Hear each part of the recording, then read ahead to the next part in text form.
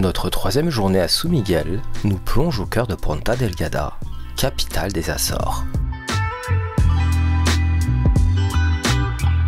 Cet ancien village de pêcheurs a connu une croissance fulgurante suite au tremblement de terre de 1522 qui a détruit l'ancienne capitale Villafranca do Campo.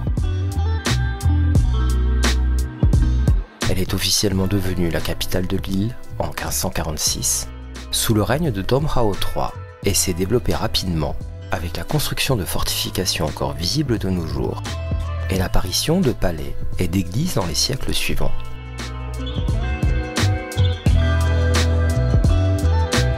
De ces jardins luxuriants aux monuments historiques, nous allons découvrir l'âme de cette ville, devenue capitale malgré elle.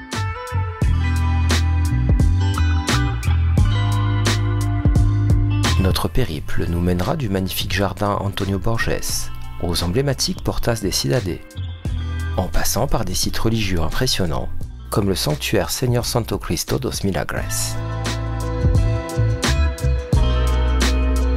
Nous explorerons également le patrimoine militaire avec le fort de Soubras et flânerons le long des quais. L'après-midi, nous nous échapperons du centre-ville pour aller visiter les célèbres plantations d'ananas avant de nous lancer dans l'une des rares randonnées que nous avons conservées, le sentier de la Rocha de Relva. Nous reviendrons enfin dans la capitale pour assister à une soirée magique avec les festivités des fêtes du Seigneur Saint-Christ des Miracles, qui nous offrira un spectacle de lumières et de traditions remarquables. Allez, on vous emmène avec nous, c'est parti!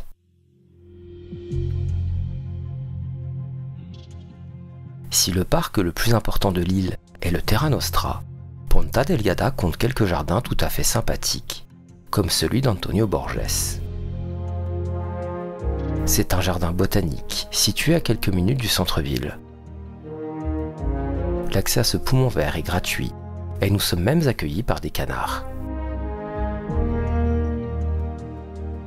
Nous empruntons une allée bordée de palmiers qui nous mène à un arbre gigantesque, le Ficus macrophylla, aussi connu comme le figuier des Banians. Il est originaire d'Australie et souvent cultivé dans les régions subtropicales et tropicales. Ses racines aériennes créent un effet impressionnant. Le banyan australien semble tout droit sorti d'un conte de fées.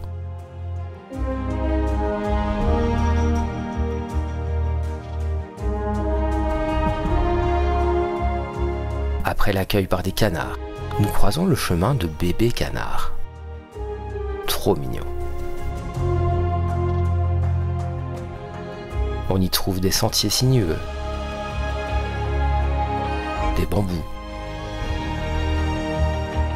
des plantes, des grottes, des tunnels construits à partir de la pierre de lave rouge et des étangs. C'est certainement le plus agréable des espaces verts de Ponta Delgada. Il est conçu avec des recoins touffus et des pelouses aérées, quelques essences exotiques, un point d'eau et un petit café.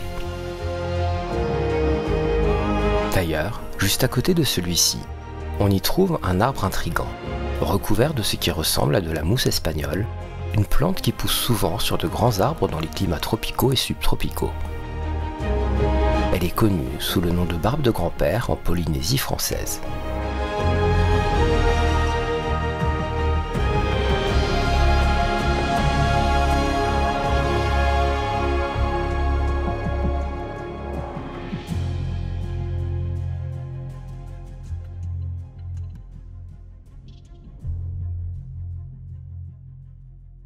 Après cette visite du jardin, nous descendons à pied vers le centre-ville, où nous découvrons des rues pavées et dessinées avec des symboles typiques du Portugal. Nous arrivons sur la place Campo de São Francisco. C'est la plus grande place de la ville et l'une des plus grandes des Açores. Un remarquable patrimoine architectural, religieux, militaire et domestique y a été bâti. Son nom vient du fait qu'il est situé en face de l'église de São José, l'ancien couvent de São Francisco. Et sur la place, c'est amusant, nous découvrons un autre arbre recouvert de la barbe de grand-père. Depuis plus de 300 ans, le campo accueille les festivités en l'honneur du Seigneur Santo Cristo dos Milagres, réunissant autour de lui des milliers de fidèles. Et nous avons de la chance, puisque c'est aujourd'hui que se prépare cette fête et que nous allons pouvoir en profiter.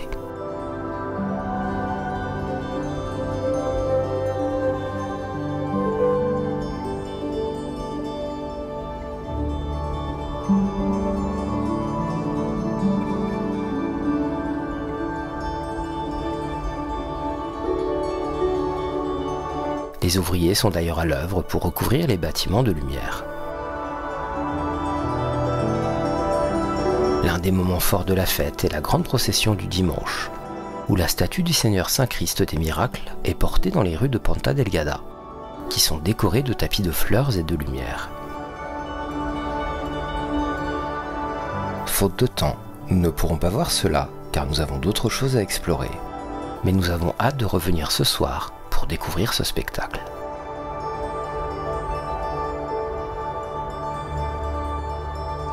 Il est limité par cette église et l'ancien hôpital de Sou-Rosé à l'ouest, par l'église et le couvent de Nossa Senhora d'Esperança au nord, et par le fort de Soubra et la mer au sud. Le fort de Soubras, érigé au XVIe siècle, domine le paysage côtier de Ponta Delgada. Cette imposante structure militaire, considérée comme la plus puissante des Açores, témoigne de l'ingéniosité défensive de son époque. À l'origine, sa mission était cruciale, protéger l'île contre les assauts répétés des pirates et corsaires qui écumaient l'océan Atlantique, attirés par les richesses des navires marchands faisant escale dans la région. Au fil des siècles, le fort a su s'adapter aux évolutions géopolitiques. En 1940, il a pris une nouvelle dimension stratégique en devenant le quartier général du commandement militaire des Açores, une fonction qu'il conserve encore aujourd'hui. Parallèlement, une partie de ses murs abrite désormais un musée militaire.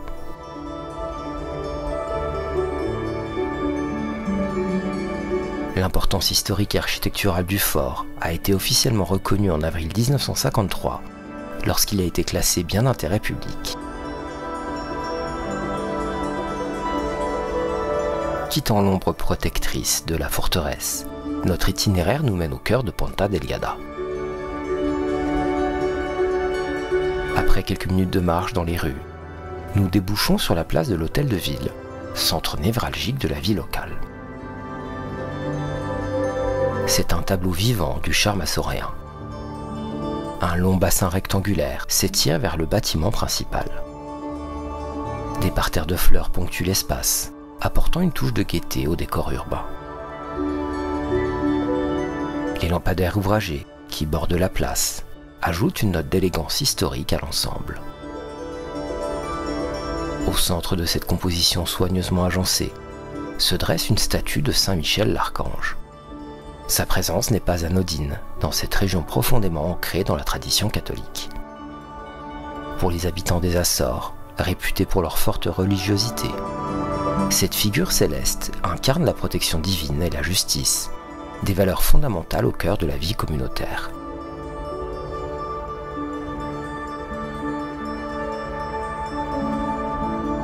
Désireux d'embrasser une perspective plus large de la ville, nous décidons de gravir les marches du beffroi adjacent à l'hôtel de ville.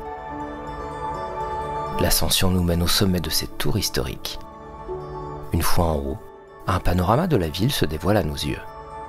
Au loin, l'océan Atlantique dessine une ligne d'horizon infinie, rappelant l'insularité de ce territoire portugais.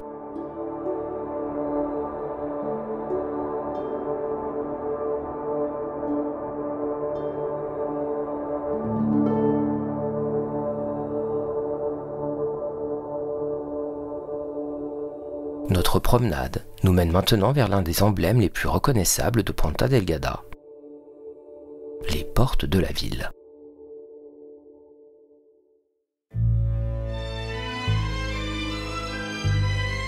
Ces imposantes structures architecturales, érigées au XVIIIe siècle, ont été initialement construites en bordure de l'ancien quai, Ces portes marquaient l'entrée principale de la ville pour les visiteurs arrivant par la mer.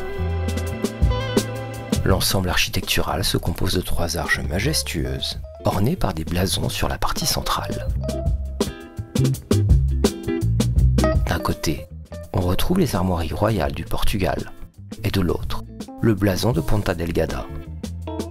Ces portes ne sont pas qu'un simple vestige du passé. Elles sont devenues une véritable carte postale de la ville, un point de repère incontournable pour les visiteurs. À toute heure de la journée, on peut observer des groupes de touristes s'arrêtant pour admirer et photographier ce monument, cherchant à capturer un souvenir de leur passage dans la capitale. Notre parcours nous conduit maintenant vers l'église matrice de São Sebastião, érigée entre 1531 et 1547. Cette église occupe l'emplacement d'une ancienne chapelle dédiée à Saint Sébastien. L'extérieur de l'édifice captive immédiatement le regard. Ses portails mêlent les styles manuélins et baroques. À l'intérieur, l'église révèle toute sa splendeur.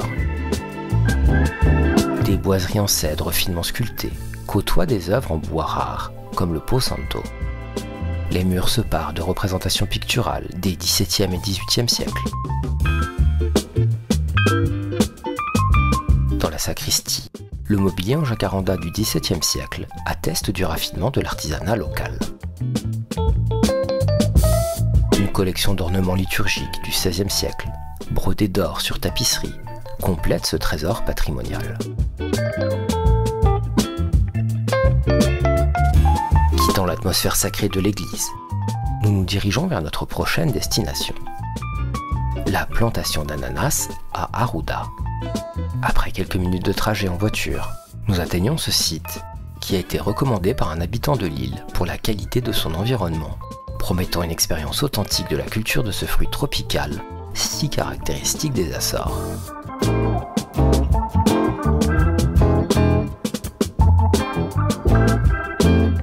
En pénétrant dans la plantation, nous sommes immédiatement frappés par l'alignement parfait des serres vitrées qui s'étendent à perte de vue. On y trouve le processus unique et minutieux de la culture des ananas des Açores.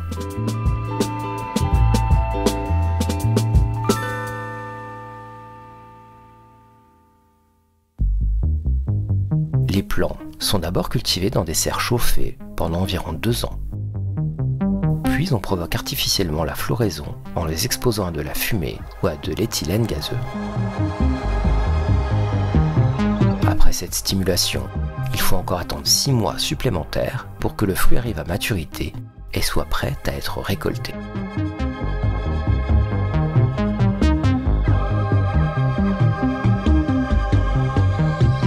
Notre curiosité piquée par la première visite, nous nous dirigeons vers une seconde exploitation, la plantation d'ananas des Açores. Cette fois-ci, notre objectif est double. Effectuer une visite rapide des installations et surtout, nous offrir une séance de dégustation. Nous nous dirigeons vers un espace dédié où nous attend un assortiment gourmand. Des tranches d'ananas fraîchement coupées, du jus d'ananas tout juste pressé, et pour ajouter une touche de douceur portugaise, des pastéis de nata, saveur ananas. Cette dégustation promet d'être un véritable festin pour nos papilles, nous permettant d'apprécier pleinement les saveurs uniques des ananas des Açores sous différentes formes.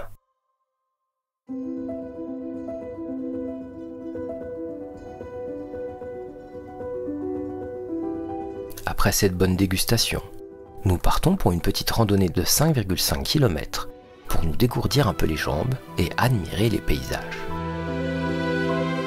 On se gare sur un grand parking et en empruntant le chemin, nous passons devant un petit hôtel. Nous attaquons donc cette descente d'environ 600 mètres jusqu'à la mer.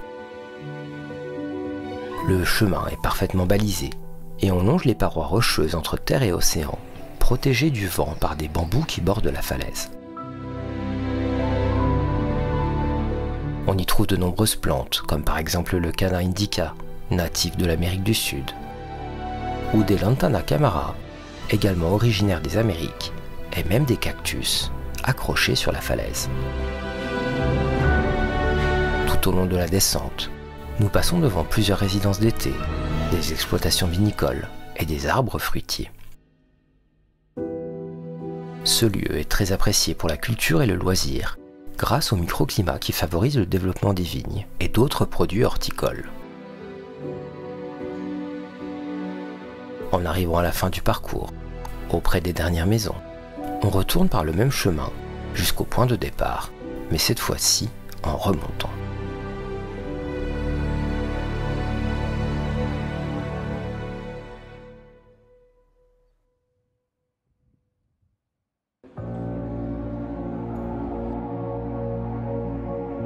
Nous arrivons à Ponta Delgada, qui commence à être déjà animée avec de nombreuses baraques à street food, où nous allons d'ailleurs manger des spécialités locales.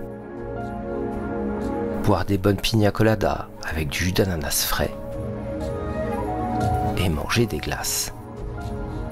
Bref, ce sera notre petit moment de bonheur, tant nous aimons ces moments simples et la cuisine de rue. Il est l'heure d'assister à la parade nocturne de la fête du Seigneur Saint-Christ des Miracles. Cette célébration, qui se déroule chaque année à Ponta Delgada, attire des milliers de fidèles et de visiteurs, faisant d'elle la fête religieuse la plus importante de l'archipel. L'ampleur de cet événement est telle qu'il est considéré comme la deuxième plus grande fête religieuse du Portugal, juste après les célébrations de Fatima sur le continent.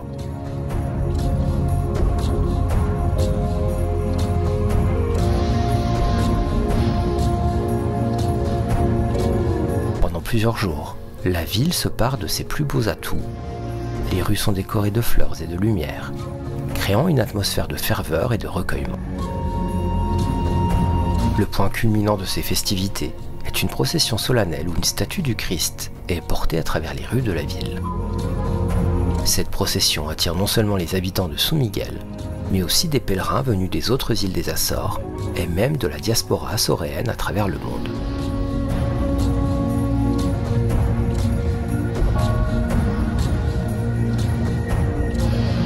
Cette fête est bien plus qu'un simple événement religieux. Elle est devenue un symbole de l'identité culturelle açoréenne, mêlant tradition séculaire, foi profonde et sens de la communauté. Pour nous, c'est une occasion unique d'observer et de participer à une manifestation authentique de la culture et de la spiritualité des Açores. Et c'est ainsi que se termine notre 3e journée à São Miguel. À demain pour de nouvelles découvertes.